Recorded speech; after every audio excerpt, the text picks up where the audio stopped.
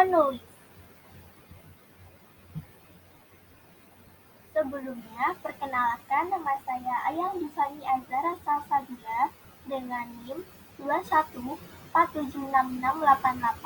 PN 17157 dari Prodi Manajemen Sumber Daya Akuatik Angkatan 2021. Sebelum kita membahas lebih lanjut, apa itu penulisan penelitian, bagaimana struktur makalah penelitian, dan bagaimana cara menyusun bagian makalah penelitian, dan tips untuk meningkatkan tulisan. Tujuan dari makalah penelitian yaitu berbagi pengetahuan yang diperoleh dengan peneliti, menunjukkan studi yang cocok dengan saat ini, dan menginformasikan kepada publik tentang kegiatan ilmiah yang penting. 4 faktor penting dalam penulisan penelitian. Yang pertama, koherensi, memasukkan semua informasi yang diperlukan di setiap bagian dan jangan mengulang. Yang kedua yaitu organisasi, yaitu ikuti struktur IMRD pada jurnal dan letakkan bagian yang tepat di tempat yang tepat. Yang ketiga, relevansi, ikuti petunjuk panjangnya dan tetap fokus pada kertas. Memilih data yang terbatas untuk disajikan dalam setiap bagian. Yang keempat yaitu kejelasan, harus mudah untuk dibaca dan dimengerti.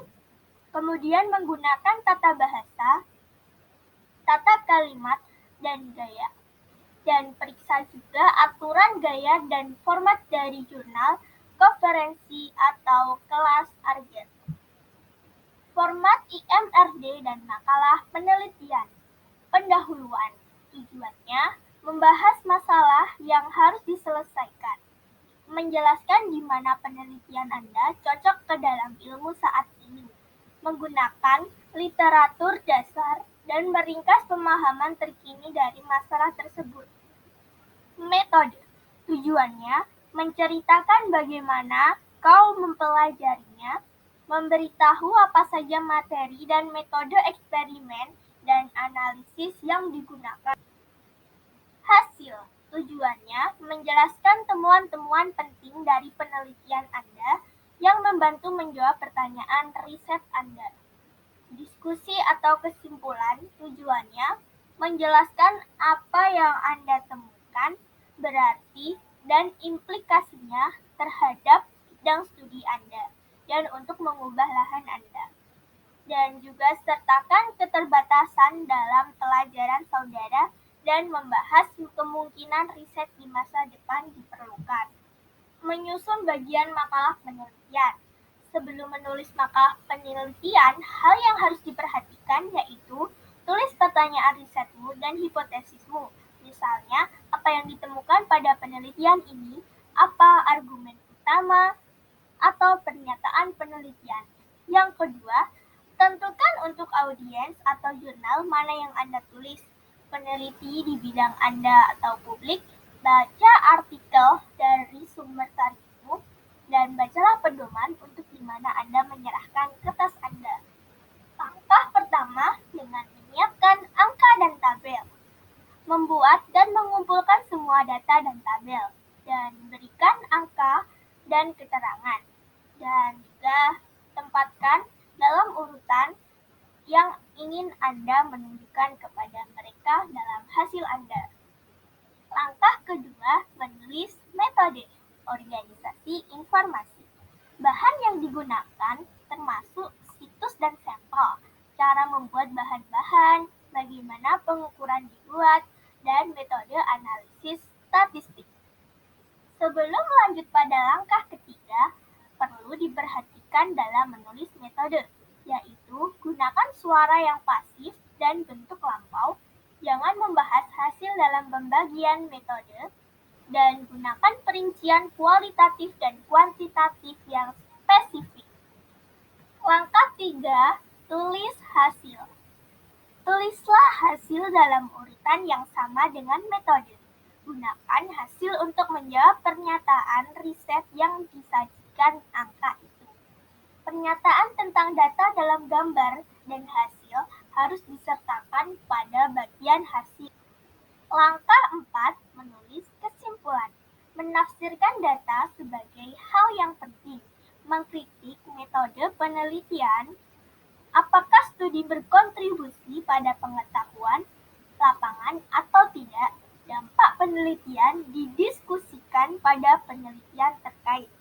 Apakah data mendukung hipotesis Anda? Apakah implikasi dari penelitian ini?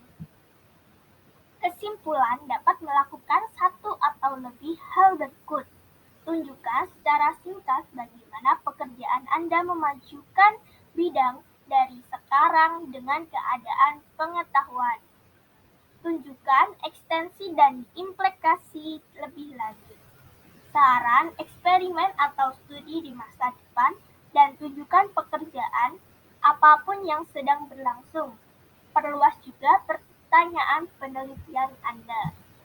Nah, terdapat tujuan dari kesimpulan, yaitu untuk menjelaskan hasil studi, membenarkan metode, mendiskusikan implikasi, dan menyarankan penelitian lebih lanjut. Langkah kelima, menulis pendahuluan. Apa yang ingin dilakukan penelitian ini dan mengapa itu penting. Tetapkan korteks penelitian. Sertakan kesenjangan dalam pengetahuan yang ingin diisi oleh studi. Nyatakan tujuan pekerjaan dalam bentuk hipotesis, pertanyaan, atau masalah. Tujuan dan alasan untuk mendekatkan studi Anda. Sertakan konten utama yang ditemukan pada hasil diskusi. Apa masalah yang harus dipecahkan? Apa ada solusi yang ada? Apa yang ingin Anda capai dalam penelitian ini? Menulis bagian pendahuluan, yaitu terakhir setelah diskusi atau kesimpulan dan sebelum abstrak. Metode hanya menggunakan past tense dan passive voice. Kesalahan penulisan yang paling umum yaitu penentu I and the. Organisasi, latar belakang informasi topik yang sedang dipelajari, motivasi untuk melakukan penelitian, karya sastra utama, hipotesis atau masalah penelitian yang diselidiki, pendekatan yang Anda ambil dalam penelitian ini. Anatomi kertas ilmiah, pengantar, apa yang diketahui, apa yang tidak kita ketahui, bagaimana dan mengapa kita harus mengisi kesenjangan. Memberikan tinjauan singkat dan akurat dari literatur. Meringkas apa yang peneliti ketahui tentang masalah tertentu sebelum penelitian dan eksperimen ini dilakukan. Tentukan istilah kunci yang digunakan dalam makalah. Berikan tinjauan umum dari literatur peneliti utama. Literatur yang harus dikutip. Gunakan artikel yang terkait dengan penelitian Anda. Artikel ulasan yang merangkum sumber bagus, 5-8 sumber dengan 10-15 halaman. Berikan juga bukti pendukung argumen Anda. Kutip semua sumber yang tercantum di bagian referensi. Pernyataan tujuan kualitatif dan kuantitatif. Pernyataan kualitatif yaitu variabel bebas bersifat subjektif dan tidak dapat langsung dinyatakan dengan angka. Contoh dari variabel kualitatif yaitu tujuan dari penelitian ini adalah untuk mengetahui tingkat kepuasan siswa SMA di Sekolah Negeri 3 Bantul. Pernyataan kuantitatif yaitu variabel bebas bersifat objektif dan dapat langsung dinyatakan dengan angka. Contoh dari pernyataan kuantitatif yaitu tujuan dari penelitian ini adalah untuk mengetahui rata-rata tinggi dan berat badan siswa SMA di Sekolah Negeri 3 Bantul. Dan sekian presentasi dari saya. Terima kasih.